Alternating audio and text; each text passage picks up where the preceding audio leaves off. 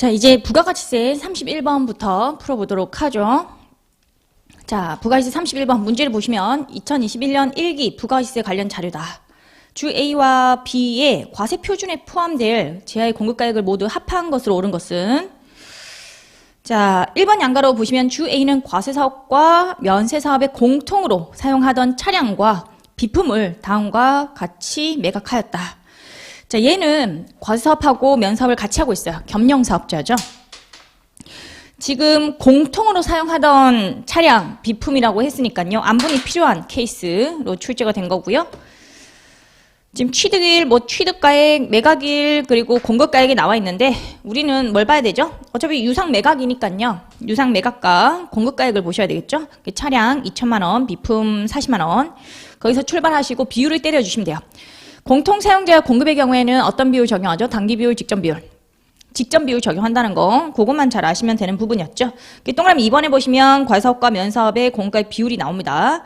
지금 2021년도 1기거든요. 1기에 지금 매각을 했고요. 직전기라고 하면 2020년도 2기가 되겠죠. 과세사업의 공급가액 비율이 50%로 적혀져 있죠. 그거 쓰시면 돼요. 자, 그런데 주의하셔야 될 게 하나 있죠. 자, 차량 같은 경우에 보시면 공급가액이 2천만 원이에요. 2천만 원에 50% 때려서 얘는 1,000만 원으로 하시면 되는데 문제가 비품이죠. 비품은 거기 나와 있는 공급가액이 40만 원이에요. 여기서 50% 때리면요. 답이 안 나올 겁니다. 건별로 50만 원 미만이면 안분 생략하는 규정이 있죠. 그래서 금액 자체가 조금 적게 나왔다라고 하면요. 의심을 해보셔야 돼요. 요거는 2천만 원인데 갑자기 여기서 40만 원. 갭이 크죠. 이렇게 금액이 적게 나오면 50만 원 미만이면 그때는 안분 생략하는 규정이 있고요. 그때는 과표 얼마로 하죠? 전액으로 하죠. 전액으로. 100%로 바뀌는 거예요. 100%, 50% 굳이 때려보실 필요가 없이 100%니까 얘는 40만 원. 전액이 들어가야 된다는 거, 그게 주의하셔야 될 부분이었어요. 이게 40만 원 곱하기 50% 하시면 안 되고 얘를 바꿔주셔야 되겠죠? 100%로 이렇게 바꾸는 겁니다. 전액으로. 그 다음에 건물이죠. 건물은 2번 양가로에 자료가 있는데 과세사업자인 주 B는 2021년 4월 10일에 토지와 건물을 5억 원에 다음과 같이 함께 양도하고 대금을 모두 수령했다. 토지와 건물에 대한 감정가액은 없다. 주 B는 과세사업자긴 해요. 그런데 토지를 공급하면 면세잖아요. 그렇다 보니까 토지, 건물, 일괄 공급가 5억 원이 나와 있으면 그 중에서 과표가 돼야 될 거, 건물이 돼야 되는 부분, 그거를 발라내야 되는 거고요. 거기 실지 거래가액이 나와 있긴 하죠. 토지가 3억, 건물이 2억. 근데 건물이 2억, 그렇게 바로 체크하시면요. 답이 나와요? 답이 절대 나오지 않아요. 이렇게 쉽게 문제를 내지는 않겠죠. 거기 옆에 보시면 공급 계약일 현재 장부가하고 기준시가가 나오죠. 그게 법정 기준으로 안분하는 문제예요. 왜냐하면 실질 거래 가액이 이렇게 나와 있다고 해도요. 이것과 법정 기준으로 안분한 금액의 차이가 몇 프로 이상이면? 30% 이상이면 그때는 법정 기준으로 안분을 한다. 그 규정을 출제를 한 거죠. 자, 그래서 지금 장부가하고 기준시가 둘 중에 어떤 걸 선택하죠? 원래는 감정평가 가액이 가장 우선순위인데 감정가액이 없다고 했으니까 그 다음 순위가 기준시가죠. 기준시가 비율로 안분을 하셔야 됩니다. 그래서 5억 원이 있으면요. 5억 원 곱하기 기준시가 비율, 지금 토지 1억 6천, 건물 2억 4천 두 개 합쳐보시면 4억 원이고요. 그중에서 건물 부분 2억 4천 차지하는 비율이죠. 요걸 때리면 이게 60%라 가지고 3억 원이 나올 거예요. 3억 원. 요거하고 지금 실지 거래가액 2억 원 차이 1억인데 1억 원이 요 법정 기준으로 안분한 거, 이게 시가의 컨셉이에요. 요거에 30% 이상인가 따져보시면요. 30% 이상이죠. 요거에 30% 하면 9천만 원이잖아요. 9천만 원 이상이 돼가지고 30% 이상의 차이가 있어서 요 3억 법정 기준으로 안분한 금액으로 해야 되는 그런 케이스였어요. 이렇게 실지 거래가액이 나오더라도요. 이걸 그대로 쓰는 그런 케이스로는 안 나올 거니까요. 항상 의심을 좀 해보셔야 돼요. 이렇게 안분한 거 5 곱하기 60% 기준시가 비율 적용한 거죠. 요게 건물 가액이 됩니다. 자, 이렇게 하면 다 합쳐보시면 3억 1,040 요게 답이죠. 여기서는 뭐 어렵진 않았어요. 일단 공통 사용자 공급 같은 경우에 공급 가액을 체크하셔야 되겠고요. 취득 가액은 아무 의미가 없어요. 그리고 차량 같은 경우에는 이게 아무리 비용업용 소형 승용차였다라고 해도요.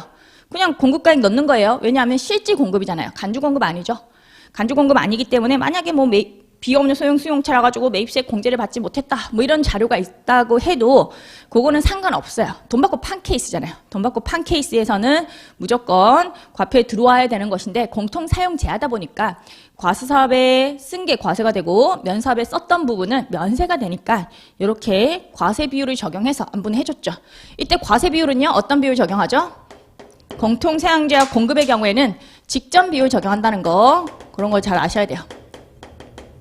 직전이라는 거 그거 체크하시고요. 그다음에 비품 같은 경우에 이런 거 주의하셔야 되겠죠. 건당 50만 원 미만이면요. 그때는 안분 생략 어떻게 하자? 전액 과표로 보자. 그 규정을 알고 계셔야 되는 문제였습니다. 자, 이제 34번 문제 풀어보도록 하죠. 34번. 문제를 보시면요. 과세사업과 면사업을 겸용하는 또 겸용사업자가 나왔네요. 주 A의 자료고 1기 확정신고 시 매입세 공제액으로 오른 것은 자, 1번 양가로 보시면 4월 1일부터 6월 30일까지 매입세액이 나오죠. 원재료, 비품, 기계장치, 지금 과세사업분, 면세사업분, 공통 매입분이 있어요. 일단 면세사업분 관련된 매입세액은 불공제죠. 과세사업 관련된 매입세액은 공제가 될 거고요. 그래서 거기서 일단 과세사업분, 원재료 5천만 원 체크하시고요. 5천만 원. 그리고 비품, 또 과세사업분 1,000만 원 체크하시고요. 그 다음에 공통 매입분은 안분해야 되죠. 원래 일반적인 공통 매입세액 안분 기준은요. 직전 비율, 단기 비율. 단기 비율을 적용합니다. 우리 공통 사용자를 공급했을 때 과표 안분은 직전 비율을 적용하죠. 근데 공통 매입세액은 단기 비율이 원칙이에요. 근데 예외가 있으니까 그걸 좀 주의하셔야 되겠죠. 꼭 표시를 보시면 비품 같은 경우에 2021년 4월 20일 과세사업과 면사업에 공통으로 사용하기 위하여 비품을 구입했고 실질 기속을 구분할 수 없대요. 비품을 사업에 사용하던 중에 2021년 6월 30일 1,650만 원 부가세 포함해가지고 매각을 했다라고 나오네요. 자, 그러면 지금 6월 달에 매각을 했습니다. 4월 달에 사가지고 바로 6월 달에 매각했으면 동일 과세 기간에 취득을 한 다음에 팔아버렸죠. 그러면 이때 안분 기준은요. 단기 비율, 직전 비율. 단기에 사가지고 팔아버리면요. 그때는 직전 비율을 적용합니다. 왜냐하면 과표 안분을 직전 비율로 하니까요. 공통 매입세액도 과표 안분하고 일관성이 있게 직전 비율을 적용하도록 되어 있죠. 비품은 공통 매입세액인데 얘는 직전 비율을 적용하셔야 돼요. 그래서 200만 원 공통 매입세액이 있고요. 얘 같은 경우에는 직전 비율 거기 3번 양가로에 나오죠. 과세사업과 면사업의 공급가액 비율이 나오는데 지금이 1기니까 2021년 1기에 직전은 2020년 2기죠. 여기에 과세사업의 공가액 비율 70% 요걸 적용하셔야 돼요. 여기 직전이라는 거 주의하시고요. 그러면 140만 원 나오죠. 그다음 기계장치 같은 경우에는 거기 또 자료 보시면 2021년 5월 20일 과세사업과 면세사업에 공통으로 사용하기 위하여 기계장치를 구입했고 실질 기속을 구분할 수 없다라고 돼 있죠. 뭐 기계장치는 뭐 팔았다라는 그런 내용이 없으니까요. 요거는 원래 원칙대로 하시면 돼요. 어떤 비율? 공통 매입세액은 단기 비율이죠. 3번 양가로의 단기 2021년 1기에 과세사업의 공가액 비율이 80%입니다. 80% 적용하셔야 돼요. 800 그렇게 적용을 해주시고요. 그 다음에 2번 양가로 자료를 좀 보실게요. 2번 양가로 보시면 면세사업에만 사용하던 차량 트럭인데 이걸 4월 15일부터 과세사업과 면사업에 함께 사용하기 시작하였다. 동 차량은 2019년 12월 10일에 4,400만 원에 구입했다. 부가세 포함된 금액이죠. 자, 요거는 과거에 사가지고 면사업에만 썼으니까 과거에는 사올 때 매입세 불공제였겠죠. 그런데 요거를 과세사업에 함께 사용하기 시작했다라고 했으니까 과세 전환 매입세액이 되겠네요. 과세 전환 매입세액을 구해 주셔야 되겠고, 그리고 과세사업과 면사업의 함께라는 뜻은요. 얘는 과세 전환 중에서도 과세 일부 전환을 얘기하는 거죠. 과세 일부 전환 같이 썼으니까. 그러면 얘 같은 경우에 어떻게 계산하느냐. 과세 전환 매입세액은 일단 요거부터 확인하셔야 돼요. 감가상각 자산인가 그거 확인하셔야 되고요. 그리고 지금이 확정신고시인가 이 두 가지를 꼭 확인하고 이 매입세 공제가 지금 되는지 안 되는지 그거부터 체크를 기본적으로 해주시긴 해야 돼요. 지금 보시면 트럭이잖아요. 트럭이니까 얘는 감가상각 자산 맞습니다. 그리고 또 지금이 확정신고시로 서물에 나와 있거든요. 그래서 확정신고시도 맞아요. 그러면 과세전환 매입세액이 지금 현재 공제가 되는 케이스고요. 매입세액 불공제액에서 출발하죠. 불공제액 처음에 사올 때 4,400에 사왔고요. 부가세 포함이니까 110분의 10을 적용하면 400만 원이 처음에 사올 때 불공제된 매입세액일 거예요. 이건 여기다가 좀 자리가 좁으니까 따로 떼서 넓은 데서 계산해 보죠. 400이고요. 여기에 감가상각 자산만 계산하는 거니까 뭘 고려하셔야 되겠다. 상각을 고려하셔야 돼요. 트럭은 25% 상각률 적용하는 거고요. 거기다 경과된 과세의 수.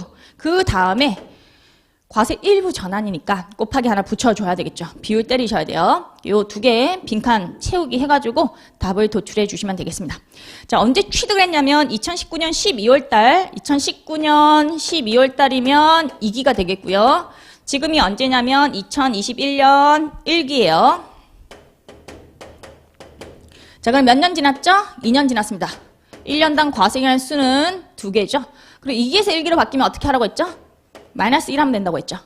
이렇게 하시면 편해요. 되게 빠르고 정확하게 문제 푸실 수가 있어요. 1기에서 2기로 바뀌면 플러스 1을 하시면 되겠고요. 뭐 1기에서 1기로 바뀌었다라고 하면 똑같으면 플러스 0이에요. 근데 2기에서 1기로 바뀌면요. 마이너스 1을 해주시면 돼요. 그래서 요 4기에다가 마이너스 1을 하면요. 몇 기가 지났죠? 3기. 이게 건물 같은 경우에는 최대 20기까지 갈 수 있죠. 20기까지 갈 수 있다 보니까 이걸 손으로 세면 오류가 날 수가 있어요. 오류를 방지하고 좀 더 빠르게 문제를 풀기 위해서 이렇게 제가 개발한 방법이거든요. 이 방식으로 문제를 푸시면 좋습니다. 3기가 지났고요. 그 다음에 비율은요. 단기 이제 옮겨 쓰기 시작한 거죠. 그래서 우리 세법은 단기 중에 어떤 사건이 일어나면요. 무조건 단기 초에 일어난 걸 봐요. 과세기간 개시일 날 일어난 걸 보기 때문에 단기 중간에 과세 전환이 일어나면 단기 초에 옮겨 쓴 걸로 봅니다. 직전까지는 면세사업에 100% 쓰다가 단기부터 옮겨서 쓰기 시작한 거죠. 직전 비율은 의미가 있어요? 의미가 없죠. 직전에는 면세사업이 100% 썼으니까 직전은 전혀 의미가 없고요. 단기가 의미가 있죠. 단기 비율을 적용하죠. 단기 비율은 거기 또 3번 양가로 80% 과세사업에 옮겨 썼으니까 과세 비율 요걸 적용하시면 돼요. 자, 이렇게 하면 과세전환 매입세액이 얼마로 계산되냐면 80만 원으로 계산됩니다.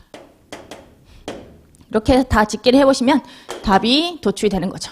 하실 수 있겠죠? 여기서는 일단 공통사용제한가 있었는데 공통매입세액 같은 경우에 원래는 단기 비율을 적용하는 게 원칙이긴 하죠. 요 기계장치 같은 경우에는 단기 비율을 썼어요. 얘는 그렇지만 비품은 비율이 달랐죠. 그 이유가 뭐였죠?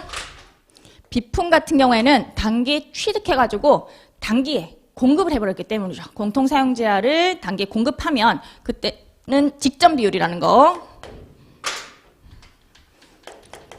반드시 기억하셔야 되는 규정이고요.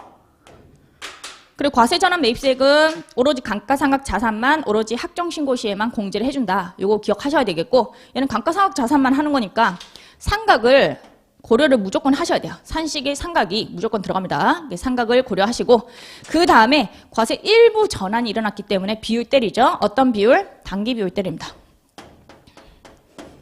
단기 과세 비율이죠. 과세 비율을 때려가지고 지금 매입세 공제액을 구하는 거니까 공제되는 금액을 구해 주시면 되는 부분. 자, 이렇게 해서 34번 또 풀어봤고요.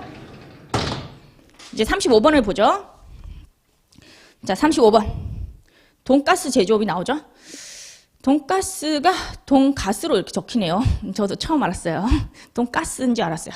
식당 가면 돈가스라고 하잖아요. 그죠? 돈가스라고 하는데 돈가스 이거 읽을 때 어떻게 해야 될지 모르겠어요. 돈가스라고 해야 되나? 자, 돈가스라고 할게요. 그냥 우리 편하게. 돈가스 제조업을 영위하는 주 A 중소기업이고 2021년 1기 예정신고 기간 부가세 관련 자료라고 되어 있습니다. 예정신고 시 의제매입세액 공제액으로 오른 것은 뭐 예정신고 시에는 어차피 한도 계산하지 않거든요. 근데 뭐 여기서는 뭐 4번 양가로 이런 얘기도 있죠. 의제매입세 공제율은 104분의 4고 의제매입세 공제 한도는 고려하지 않는다라고 되어 있긴 합니다. 원래 예정신고 시에는 의제매입세 공제 한도는 고려하지 않아요.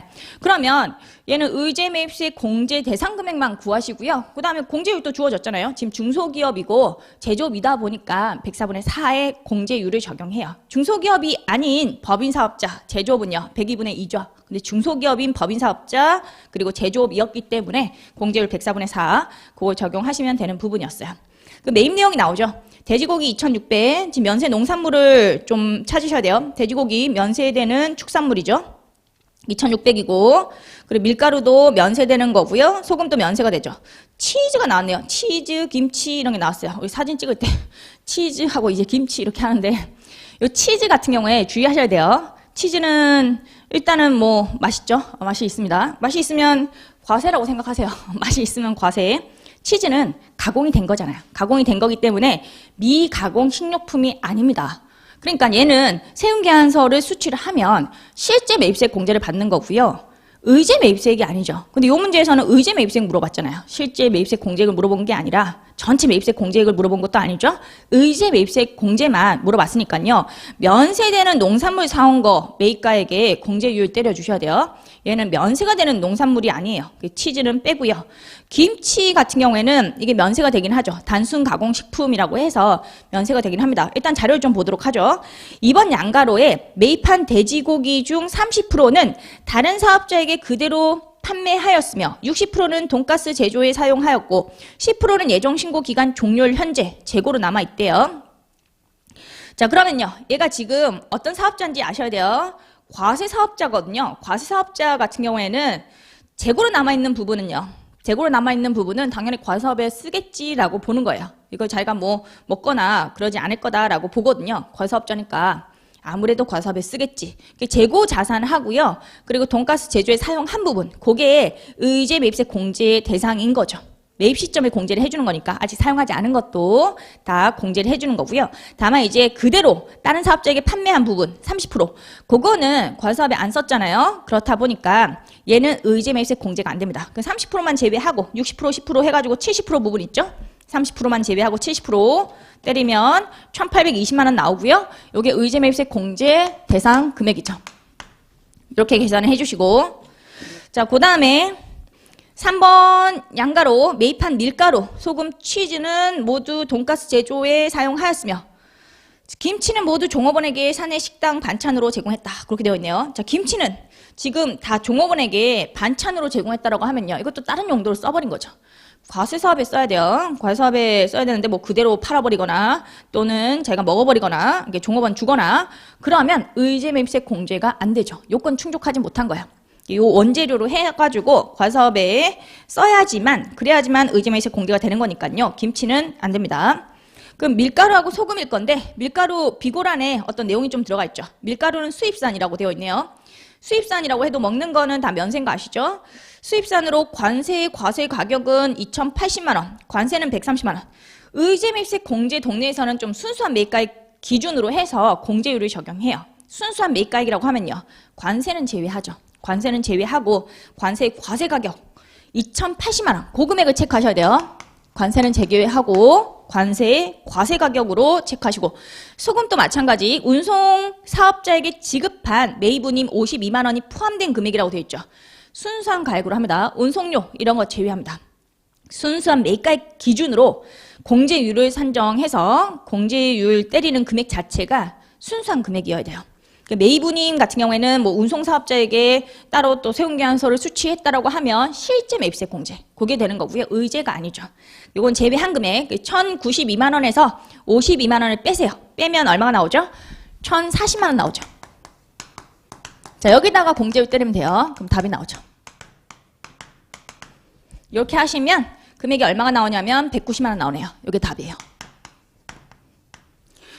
여기선 산식은 어렵지 않은데 이 금액 하나하나 찾는 게 쉬운 부분이 아니었죠. 일단 돼지고기 같은 경우에 30% 그대로 생으로 판 거 있죠. 생으로 돼지고기를 팔아버린 부분은 이제 면세가 되는 부분이니까 돼지고기가 원래 면세되는 농산물, 농축수 임산물에 들어가는 거잖아요. 이 축산물을 그대로 팔면 그때는 면세가 되는 거고 그 경우에는 과세사업에 쓴 게 아닌 거니까 얘는 의제면세 공제가 안 된 부분이었고요. 30% 제외했고 그다음 밀가루 같은 경우에 또 순수한 금액으로 해가지고 요 관세 과세 가격으로 넣어주는 거. 그 다음에 또 소금 같은 경우에도 운임을 제외하고 순수한 금액, 순수한 매가액 그거 베이스로 해서 공제율을 때려야 되는 부분이었고요. 치즈 같은 경우에는 이게 헛갈릴 수 있는 부분인데 헷갈리시면 안 돼요. 얘는 가공된 농산물이요, 가공된 식료품이라 가지고 미가공 식료품이 아니에요. 맛있으면 미가공이 아닙니다. 그렇게 이해하시면 되겠고 그 다음에 김치 같은 경우에는 원래 단순 가공식품이라 가지고 시장 통해서 파는 김치 있죠. 포장김치 말고 포장김치 같이 뭐 규격 단위로 포장된 거 그거는 과세가 되는 거지만 뭐 종갓집 김치 이런 건 과세가 돼요. 근데 시장 통해서 그냥 봉다리에 담아가지고 파는 김치 있죠. 그런 거는 면세가 되긴 합니다. 그렇다고 해도 여기서는 종업원 반찬으로 제공했기 때문에 과세사업에 안 썼죠. 그래서 의제매입세 공제 대상이 아니었습니다. 자, 이렇게 해서 35번 또 풀어봤고요. 이제 상증세 문제 하나 풀어보죠. 계산 문제가 있습니다. 상증세가 이번 연도에 상당히 어렵게 나왔어요. 제가 봤을 때 역대급으로 상증세는 난이도가 높았다라고 생각이 들어요. 역대급으로. 뭐 다른 문제들은 법소부는 쉬웠어요. 그렇게 어렵지 않았습니다. 그런데 상증세는 뭐 못 풀게 나왔죠. 초시생들은 당연히 못 풀었을 거고 재시생들이 또 어려웠을 거예요. 이번에 쉽지가 않았고요. 좀 지역적인 거 그런 것도 많이 건드렸죠. 자, 한번 보죠. 39번 문제 풀어보도록 하겠습니다. 39번 거주자 갑의 상속세 관련 자료이다. 상속세 과세 표준 옳은 것은 상속 재산 내역은 다음과 같다라고 해서 회사채가 나와요. 회사채 그리고 아파트가 또 나오죠. 취득가액이 나와 있네요. 거기 표시를 보시면 거래소에서 상장된 회사채고요. 거기 금융재산 상속 공제 대상이라고 되어 있습니다. 그럼 얘 같은 경우에 금융재산 상속공제 그런 것까지 또 감안을 해주셔야 돼요. 그리고 동거주택 상속공제 요건을 또 충족하면 아파트는 취득가액과 시가가 동일하다. 그러면 일단은 뭐 문제에서 이렇게 금융재산 상속공제 대상이다. 동거주택 상속공제 요건 충족한다라고 해가지고 상속공제 중에서 두 가지가 튀어나왔어요. 금융재산 상속공제, 동거주택 상속공제 그거까지 넣어주셔야 되겠고요. 인적공제는 또 부양가족 현황이 나와 있거든요. 그거까지 넣어서 상속공제까지 다 넣어가지고 과표를 묻는 문제였어요. 전체 계산 구조를 보면 총 상속 재산 가액이 있으면요. 여기서 과세 가액 공제액을 뺍니다. 이건 제가 공장채라고 부르거든요. 과세 가액 공제액, 공과금, 장례비, 채무 이걸 빼는 거예요. 공과금, 장례비, 채무. 진미채 아시죠? 진미채. 그걸 외우세요. 외우셔야 되는 부분이에요. 진미채하고 뭐 공장채. 외우시면 되겠고 공장채를 빼면 됩니다. 공장채를 빼면 뭐가 나오죠? 상속세 과세가액. 만약에 상속세 과세가액까지 물었다라고 한다면 공장채만 빼면 됐어요. 그런데 과표까지 물어봤으니까요. 상속공제까지 들어가야 돼요. 상속공제에 인적공제하고 무적공제가 있다라고 보시면 되겠고 여기 인적공제도 있고요. 무적공제인 금융재산 상속공제, 동거주택 상속공제 이런 게 다 들어간 문제였죠.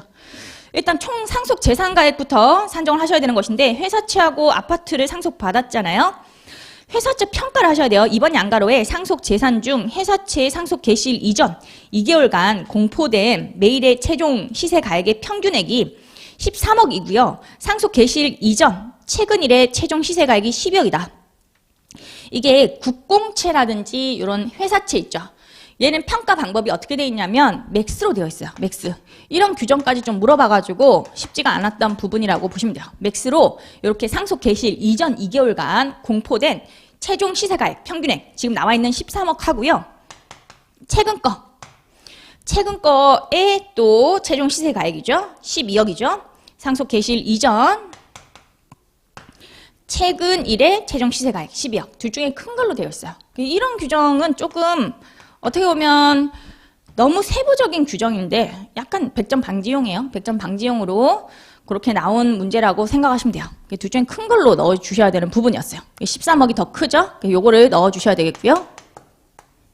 맥스로 넣는 겁니다. 그 다음에 또 주택받은 것은 거기 취득가하고 시가가 동일하다라고 제시가 되었으니까요. 고금액 25억을 다 넣어주시면 되겠죠. 그러면 총 상속 재산가액은요. 38억 원. 이렇게 나오고요. 그 다음에 3번 양가로 장례 비용으로 봉안시설 사용료 900만 원과 기타 장례 비용 400이 지급되었다. 봉안시설 사용료는 얼마까지? 500까지예요. 500까지가 최대의 한도죠. 그래서 900만 원 지출했지만 500 한도 걸렸죠. 기타 장례 비용은요. 기타 장례 비용은 최소 얼마부터 시작하죠? 500에서 시작하는 거예요. 500에서 1000만 원까지죠. 그 500하고 1000만 원 사이 값이 돼야 되거든요. 지금 400밖에 지출하지 않았지만 얘는 최소 500이기 때문에 500을 넣어주셔야 돼. 그러면 과세가액 공제, 장례비가 1000만 원이 되는 거죠. 따로 공과금, 채무 이런 건 없어요. 자, 그 다음에 4번 양가로에 동거 가족이 나오죠. 배우자, 뭐 아들의 배우자가 있고 배우자 상속 재산 분할 신고를 하지 아니하였다. 이렇게 나옵니다. 이걸로 인적 공개를 구해 주셔야 되겠죠. 일단 상속세 과세 가액까지 구해보면 이게 37억 9천만 원이 나오고요. 또 상당히 이제 복잡한 게 상속 공제 이걸 다 구하셔야 돼요. 인적 공제부터 구할 건데 이 문제는 그나마 조금 어렵지 않았던 것이 부양가족에 뭐 배우자 있고 아들 있고 아들의 배우자가 있거든요. 지금 뭐 장애인도 없고 연료자도 없고 미성년자도 없어요. 가족이 적으면요. 그냥 일괄공제 5억 적용하시면 되거든요. 일괄공제 5억. 그리고 배우자 같은 경우에는 배우자 상속공제 같은 경우에 배우자 상속재산 분할 신고를 하지 않았다고 했으니까요. 배우자 상속공제는 최소 얼마부터 시작하죠? 최소 5억부터 최대 30억까지 가죠. 최소 5억, 5억을 넣어주시면 돼요. 그래서 인적공제는 10억. 이렇게 단순하게 계산하면 되는 부분이었어요. 인적공제는 10억. 여기서는 이제 배우자는 어차피 배우자 상속공제가 좀 되기 때문에 우리 일반적인 인적공제 같은 경우에 배우자는 장애인이면 장애인 공제가 좀 되겠지만 그거 말고는 안 되거든요. 그거 말고는 뭐 연로자 공제도 안 되고 미성년자 공제 이런 것도 다 배우자는 제외하도록 되어 있어요. 그래서 결과적으로 우리 일반적인 인적 공제 계산할 때 기초 공제가 있으면요. 기초 공제하고 기타 인적 공제 그걸 합하잖아요. 기타 인적 공제 이걸 합하고 이거 일괄 공제가 5억이죠. 둘 중에 큰 걸로 하거든요. 기타 인적 공제는 제가 요거는 자연장미라고 알려드려요. 자연장미. 자연장미에서 자는 자녀 공제를 얘기하는 것이고 요거는 연로자 65세 이상자를 연로자라고 해요. 그리고 장애인 공제, 미성년자 공제죠. 이걸 얘기하는 건데 자녀는 지금 아들 한 명밖에 없어요. 아들의 배우자는 원래 들어가지 않는 거기 때문에 직계 비속이 들어가거든요. 직계 비속. 그렇다 보니까 배우자는 어차피 연로자 공제도 안 되고 미성년자 공제가 안 돼요. 배우자가 유일하게 되는 게 기타 인적 공제 중에서 장애인 공제인데 장애인이라는 언급이 없어요. 그러면 지금 기타 인적 공제가 얼마만 들어갈 수 있냐면 자녀 한 명당 5천만 원. 그 5천만 원 들어갈 수 있습니다. 그리고 자녀가 지금 미성년자도 아니거든요. 나이가 나와 있죠. 나이가 막 40세잖아요. 40세. 그 미성년자가 아니에요. 미성년자 공제도 안 되고 지금 65세 이상자인 연료자도 없고 장애인도 없어요. 그 5천만 원으로 끝나요. 그 기초 공제 같은 경우는 얼마죠? 2억이잖아. 2억 5천밖에 안 돼. 2억 5천하고 5억 원 비교하면 5억 원이 더 커요. 그래서 이렇게 부양가족이 얼마 안 되면요. 그때는 그냥 일괄공제에 때려 넣으시면 돼요. 부양가족 얼마 안 되고 장애인도 없고 연로자도 없다, 미성년자도 없다라고 하면요. 굳이 이런 걸 계산하실 필요 없이 일괄공제 5억 원을 때려 넣어주시면 되겠다. 그리고 분할신고를 하지 않으면 배우자 상속공제가 최소 5억부터 시작하거든요. 그래서 5억을 넣어가지고 인적공제 10억을 계산해 주시고요. 그리고 금융재산 상속공제 거기에 들어갈 건데 지금 회사채 있죠. 회사채 금액을 우리가 얼마 넣었냐면 13억 넣었어요. 금융재산 상속공제는 원래 20% 때려가지고 금융재산에 순금융재산에 20% 때려가지고 넣었는데 얘는 한도가 있죠. 한도가 얼마? 2억 원이에요. 13억에 20% 하고요. 2억 원. 둘 중에 적은 거 하시면 되겠고 좀 넓은 데로 옮겨보면 13억 금융재산에 20% 하고 2억 원. 2억 원이 최대 한도거든요. 근데 요게 계산해 보시면 2억 6천이 나와요. 그래서 2억 한도 걸렸죠? 금융재산 상속공제는 2억 원. 그렇게 되는 거고요. 그 다음에 동거주택 상속공제는 100%하고 6억 원 한도. 이것만 좀 기억하시면 돼요. 100%하고 6억 원 한도. 100%니까 이 금액하고 6억 비교하시면 돼요. 이게 동거주택인데 25억. 요거 100%니까 100%는 굳이 적지 않아도 되고요. 요거하고 6억을 비교하시면 되는데 6억이 더 적죠? 6억이 들어가면 돼요. 이렇게 해서 합쳐오면 18억이 되네요. 요걸 빼면 결과적으로 19억 9천만 원. 요게 과세 표준이 나오죠. 쉬운 부분이 아니었습니다. 얘는 거의 뭐 못 맞추라고 낸 문제나 마찬가지라고 좀 보여지고요. 그래서 이걸 틀렸다고 해도요. 뭐 전혀 스트레스 받으실 필요가 없어요. 맞춘 사람이 거의 드물 거예요. 그러니까 맞추는 거에 대해서 그렇게 의미를 가져야 되는 그런 문제가 아니었다라고 보여지고요. 상속세는 이번 연도에 뭐 공부를 해도 못 맞추게 그렇게 나왔으니까요. 뭐 약간 운이 좋아가지고 맞출 수는 있겠지만 운이 나쁘면 다들 틀렸겠죠. 그렇다고 해도 항상 기본기, 제가 강조드리는 것은 기본기예요. 기본기만 잘 갖추면요 80점 이상 맞습니다. 제 수강생 중에도 이번에 뭐 82.5점을 맞았다라고 자랑을 하던데 기본기만 잘 갖추면요 점수가 되게 좋게 나와요. 상속세 맞췄냐고 물어보니까 못 맞췄다고 하더라고요. 당연히 못 맞추고 여러 가지 이제 법인세 같은 경우에도 뭐 국고보조금하고 최저한세 어렵지 않았냐라고 하는데 그거 안 풀고도 82.5점을 맞았다고 그렇게 말을 하더라고요. 그러니까 너무 어려운 문제를 맞추려고 애쓰지 마세요. 어차피 100점 못 맞는 시험이거든요. 100점 맞는 것을 제가 본 적이 없어요. 100점 못 맞게 그렇게 맞춰진 디자인된 문제라고 이해하시면 돼요. 그렇다 보니까 여러분들이 기본적인 거 그거를 좀 칼같이 맞추는 방향으로 대비를 하시고요. 너무 어려운 문제는 안 풀고 좀 쉬운 문제 위주로 푸는 방향으로 해서 최대한 점수가 많이 나오게 그렇게 문제를 풀어주셔야 돼요. 특히나 이제 말문제 같은 경우에는 뭐 그렇게 어렵지 않아가지고 말문제를 좀 많이 맞추시는 방향으로 하시고 계산 문제는 골라서 푸는 방향으로 해서 대비를 하시면 될 것 같아요. 그 세무사 시험이 얼마 안 남았는데 뭐 상속세 하고요. 그리고 최저한세 있죠. 최저한세 그거는 세무사 시험 범위가 아니에요. 그렇다 보니까 그거까지는 뭐 리뷰하실 필요는 없고요. 나머지 법소부 문제들 있죠. 그런 걸 리뷰를 잘 하고 세무사 시험 치셨으면 좋겠고 또 회계사 공부하시는 분들도 요 강의를 통해서 많은 도움이 좀 되셨으면 좋겠습니다. 수고 많으셨습니다.